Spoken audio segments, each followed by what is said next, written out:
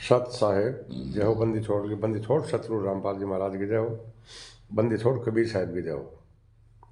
भगत भाइयों, ये ज्ञान अमृत षड्यंत्र का इस पुस्तक एवं पीडीएफ एवं लिंक प्राप्त करने के लिए 98 280 और 72 914 ओम प्रकाश दास, राजस्थान, श्री गंगानगर। भगत भाइयों, ये बिहार के शशि वसुंधरा जी सीनियर एडवोकेट है, वकील। उस परमात्मा की दया हुई है जो ये पुस्तक अपने बीच में आई है आज। ये पूरे हिंदुस्तान, विदेश में भी मतलब ये पुस्तक चल रही है। भगत भाइयों, इसके लिंक पूरे विश्व में फैल गया है। आप एक बार इस पुस्तक को अवश्य पढ़ें। भगत भाइयों, अब मैं आपको बता देना चाहता हूँ कि ये जो मैनेजमेंट के गुंडे थे ना, इन लोगों ने जाटों को आरक्षण में भी 16 लाख रुपए दिए थे भगत भाइयों। और उसके अंदर ये भी बोला था, ये जो यशपाल सिंह मलिक है ना, अध्यक्ष राष्ट्रीय समाज सेवा इसका आरक्षण समिति का यशपाल सिंह मलिक था, उसने बोला था कि अगर हमारे को समर्थन देना है तो जाट बनकर आओ, संत रामपाल महाराज के चेले बनकर आने की जरूरत नहीं है। तो इन अपने वाले मैनेजमेंट के गुंडों ने क्या काम किया भगत भाइयों, ये जाट बनकर चले गए, ठीक है।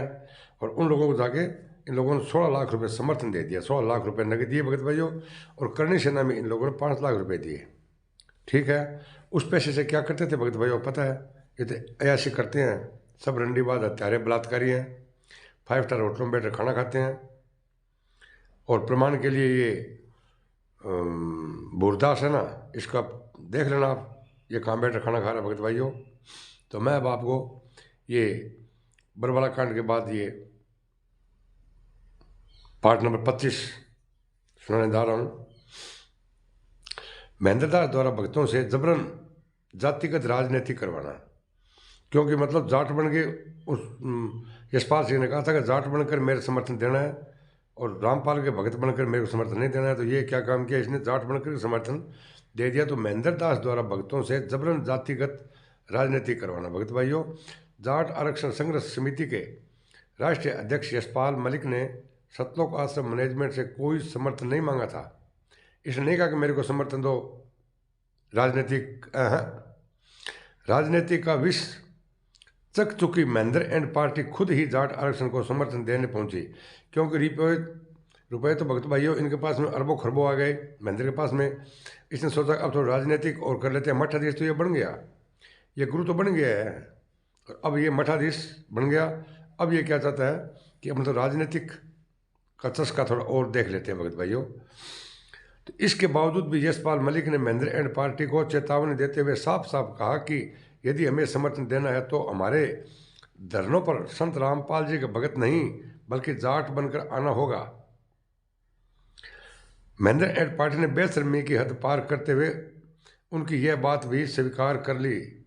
देखिए सबूत अपनी आंखों से व स्वयं निर्णय करें। भगत भाइयों, ये मेरे पास में जो मैं वीडियो बनाने जा रहा हूँ, इसकी कटिंग अखबार की कटिंग मेरे पास में है।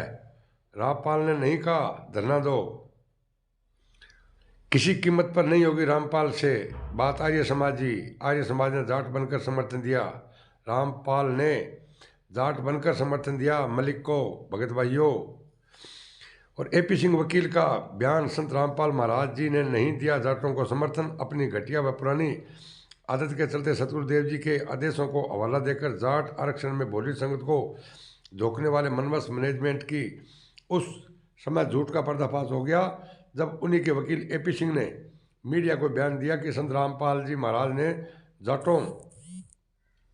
जाटों के किसी भी धरने पर कोई समर्थन नहीं किया। यह फैसला राष्ट्रीय समाज सेवा समिति ने कुछ लोगों का है जो सरकार के खिलाफ अपना रोष प्रकट व्यक्त कर रहे हैं। तो भगत भाइयों, ये जो मैनेजमेंट के ना, इनसे ये पूछो कि रामपाल महाराज को किससे खतरा था? जो ये RSS के गुंडे जो रामपाल महाराज के पीछे हथियार लेकर चल रहे थे, तो संत रामपाल जी महाराज को किससे खतरा था?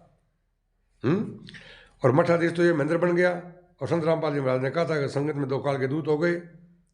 आप इनसे पूछते क्यों नहीं कि संगत में काल के दूत कौन हो गए, और वो महिला कौन थी जिससे आप नाम दिलवा रहे हो? और ये जजमेंट आप इनसे मतलब 429 और 430 की जजमेंट क्यों नहीं मांगते भगत भाइयों?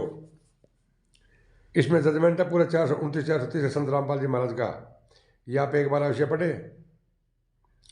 एक बार पढ़ने के बाद के अंदर भगत भाइयों मैं ये चैलेंज करता हूँ आपको कि आप इन RSS गुंडों को साथ छोड़ दोगे। सत साहेब जयबंदी छोड़ की भगत भाइयों, इस पोस्ट को लाइक और कमेंट और सब्सक्राइब जरूर करना। सत साहेब जयबंदी छोड़ की।